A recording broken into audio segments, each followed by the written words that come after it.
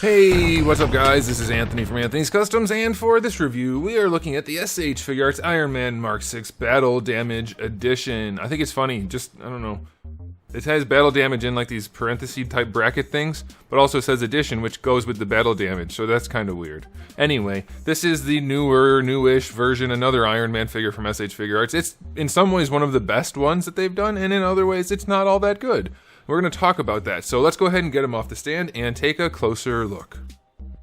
This guy stands just shy of 16 centimeters, which makes him pretty close to, let's say 6 1/4 inches. That's close enough, give you a good enough idea. Of course, I have him, he's leaning kind of funny because of some of the weird engineering in his torso. There you go. That'll adjust it a little bit. Anyway, okay, so before we get into anything, let's do a quick question of the day. Do you like this darker red color scheme in the paler gold, or do you want it to look more like this? For me, hands down, no contest, those colors are way more appealing and I do believe more accurate. These colors, not doing it for me. Also, just notice this, you guys can let me know which one's right. I don't remember the 6 having the silver biceps and the silver rib markings right here, and he's got the gold on this part. Huh, which one's accurate to the movie? I don't remember now, you guys can let me know. Alright, well, I'm not going to discuss that any further because I can't look it up right now. Okay, so this thing. I don't know how many parts are new and how many parts are old, because they keep making parts that are so similar that it's hard for me to tell, and I don't have all of them anymore to compare against, and I can't tell from video, so I can't say. So I'm just going to review it as is, and you guys, if you really care if they are parts that have already been reused, I guess you'll have to just buy it and compare it to ones you already have, but I suppose that doesn't really matter all that much anyway. That's my take on it. Anywho, this thing's really cool in one sense in that it's almost this flat metallic look everywhere, and I really like that. I don't know how well that's going to convey on camera, but the gold and the red and the silver, it's all got a mostly flat or matte finish. Looks really fancy, really spiffy.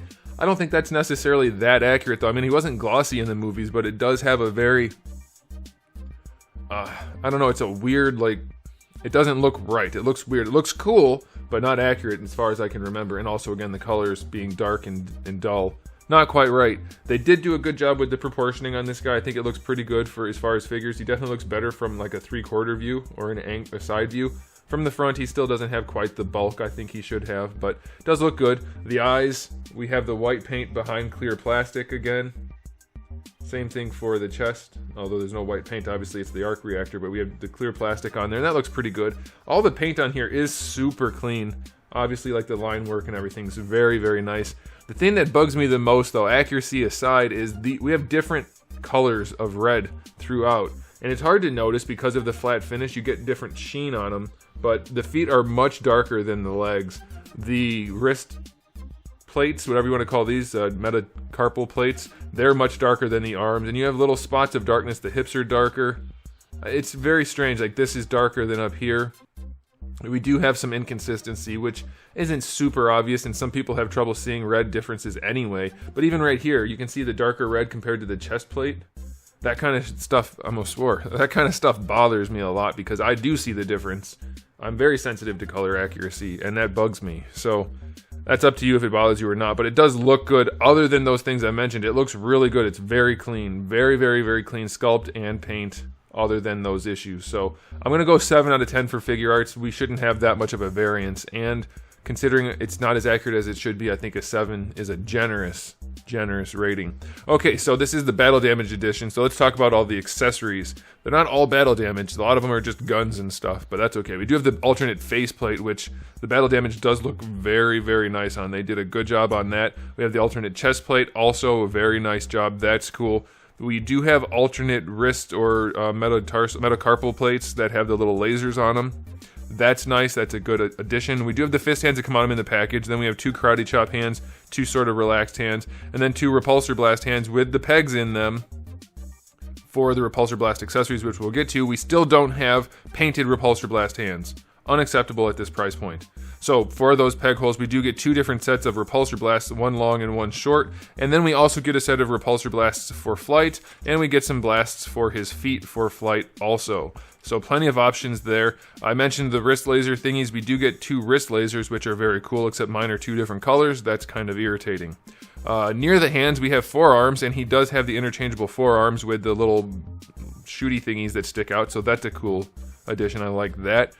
Before we go up any higher, let's go ahead and talk about the calves. We have alternate calf plates, and that's kind of cool. And then we have the 2 different sets of alternate back plates, so 3 in total. That's pretty cool. And then lastly, I think I've covered everything else, we have some neck shoulder type trap plates, which have the different guns on there. So plenty of interchangeable accessories. I think for like one of the more classic Iron Man suits, this is probably the best kitted figure. I don't think any of the other ones have come with as much stuff. So I'm going to give this one a 9 out of 10. It would get a 10 out of 10 if it came with the repulsor hands or a display stand. But honestly, the repulsor hands, it's mind-boggling to me that we don't get posable or painted repulsor hands that don't have pegs sticking out of them. Not everybody wants a blast effect coming out of their figure's hand. A lot of the time, I would say even more of the time, Iron Man has his hands out like this. You can see the repulsors and there's no blast coming out because that's the nature of holding a gun in your hand. It's not always shooting. So that's kind of irritating. Okay, still a good batch of accessories, undoubtedly. Very cool stuff. Let's go ahead and talk about the articulation. Unfortunately, that is probably the weakest point of this figure, not surprising to anybody who's owned any of these Iron Man figures so far. The neck has just a giant cavernous cavity. You can see in there, it's quite open, but that does allow the neck itself to move around a lot, and the head moves around on top of that on a double ball peg. But look at the gapping. If you want him to look up, these things pop off all the time. If you want him to look up, you are getting gaps out the wazoo, so that kind of sucks. I mean, it definitely sucks, not kind of. You get a lot of range out of the head, but also the head's just not connected to anything, so that really blows. You're gonna have to keep him in more of a neutral pose if you want that to not look bad, in which case it looks good. But if you want to do anything stylized, you're going to have to be very weary of the gaps. Like even right there, I don't know if you're going to be able to tell on camera, but you can kind of see there's a giant gap running all the way along the bottom of his head because the neck is just flat and it's a really long peg. It's essentially the SH Figuarts version of Hasbro's Lollipop Syndrome, which is definitely not a good thing to try to emulate. Okay, for the shoulders, we do have your standard ball socket, except it is a slip joint on this guy, so you can slide that hole. You can see that silver part that pops out. That just affords better range, supposedly. I don't know how effective it actually is. Like, yes, it's definitely, it does something. I don't know how much, especially since it creates a goofy looking thing. It's going to be good for some photography, but I think outside of that, it's not all that helpful. You do get the ball peg, though, which lets the arm move around a lot. And the reason I say that that slip joint doesn't help is that the ball peg is recessed so far in there that you're not gaining that much because you can do everything anyway. It just pushes out a little bit more. So I think that could have definitely been reworked. Bring that ball closer to the end, and then it'll actually give you a better pivot point. But it is there. You do get your full rotation, of course. The shoulder pad is connected to the shoulder, as is painfully obvious right there. But that's a good thing, because it keeps it where it belongs. So you can raise his arm, and he still has his shoulder pad where it needs to be. So that's good. Shoulder pad does have a hinge on it, which looks like crap if you do that, but why would you? If you raise the arm, it just goes with the arm, and it sits nicely. There's no problem there. I think that's about as good as you're going to get on that. You do get your bicep swivel. That's pretty standard. Double jointed elbow is hideous. What were they thinking? It's so big, and the way the elbow pad just kind of moves but doesn't, and then you get this big gold part. It's very strange. If you do 90, it looks okay, but if you go for the full bend, it looks really terrible. Great range, but not good looking. Only to be rivaled by the knees, which we'll get to in a minute. I will say, they added these little gold tabs back here, which looks nice, but you're going to bump into them a lot with the shoulder pads. So be careful. That's happening from that little tab. See that? Be careful. You don't want to get gold on the shoulder. I risked it for you. Okay, for the torso, it is an overcomplicated mess that doesn't work for crap. We have ball pegs and hinges and ball pegs and offset ball pegs, and ultimately you get virtually no range. I mean, maybe technically it's there, but mine doesn't work at all, and I've taken it apart and moved the joints, and once you put it together, I can't get it to work. And you have floating pieces, and that's the range you get going backwards. And that's the range you get going forward. This part I do believe is supposed to tuck, but I cannot make it tuck at all. You can see if I lift it, you can see that hinge in there. There's another hinge actually where it connects, and whatever. It's a mess. It's way overly complicated, and unless I take it completely apart to show you, you're not going to really know what I'm talking about, but you don't need to. It just doesn't work, so it doesn't matter. Who cares how it's designed if it doesn't pose? And it doesn't pose. You can barely even rotate this thing. so over-engineered and still totally lacking in the torso, like almost every Iron Man that they've released. For the hips, we still have the hinged ball pegs. Luckily, though, they do seat in there nicely in a neutral pose. That's good. And you can get some posing done without making giant gaps. And that's a good thing. The reason you can do that is you still have that ball peg down here where the thigh swivel is. So where that is, there's a lot of play. And that allows you to tuck this red part up into the hip and bring that over. And that gives you a little bit better range without having a huge gap. But it's still quite gappy. I don't know. I mean, I get what they're going for here, but to me it still screams over-engineered and not as effective as it should be.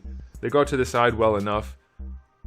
Not quite tight enough. That's risky. The legs are heavy. You can see there are some definite spots where it's not too tight, so that kind of blows. But if you're careful, you'll be able to make it look decent. But if you're not careful, you're going to scratch the... I keep wanting to swear in this review. Why is that happening? You're going to scratch the crap out of this thing, and be very, very careful. You don't want gold and red scratching on each other, especially the gold onto the red. Alright, so let's go ahead and look at the knees, which look fine in a neutral pose, of course, but once you bend them, you're thinking, when I'm at this part, you're like, yeah, that's not too bad. Let's see. It's the biggest, flattest knee. He has zero thickness to his knee. It's just one giant flat knee pad. From the, like, 3/4 view, it's almost passable, like right there. You can't quite tell, but if you go to the side, it's just a giant silver... whatever you want to call it, a big disc, big flat piece. Does not look good. It does get decent enough range, but having a giant flat knee is so unappealing. I don't know why they keep doing that. Figure something else out. I mean, it's possible that they've been reusing a lot of the same parts, and I know they did for a long time. Like I said, I just can't compare at this point. But it's not a good design. Alright, so for the ankles, you have a hinge. This little thing flips out of the way, so that's good. So the feet go back pretty far. This is all hard plastic, though. There's no soft on it this time.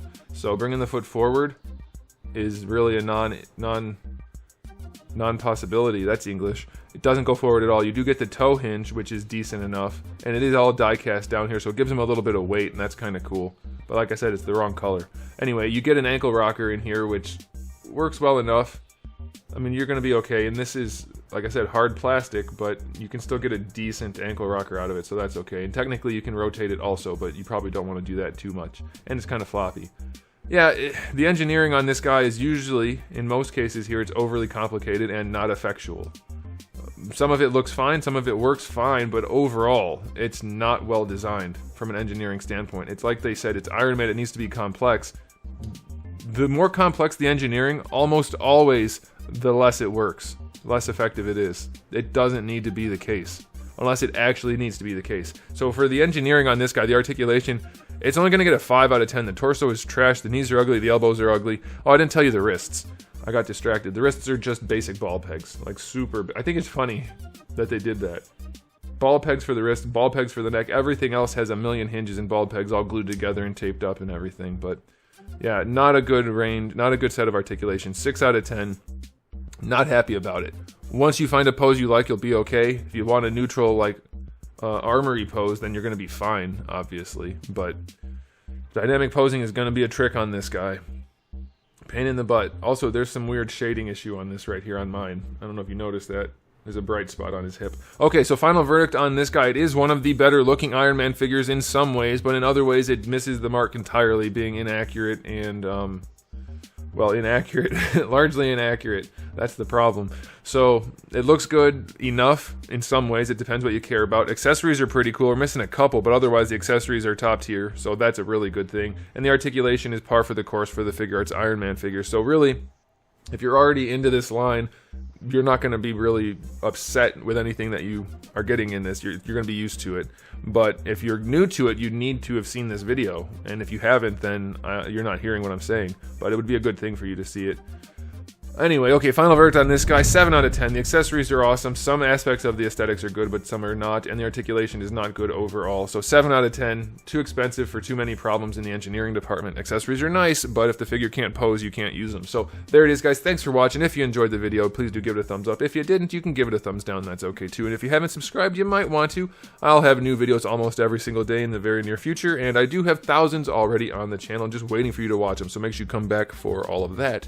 And in the meantime, keep collecting.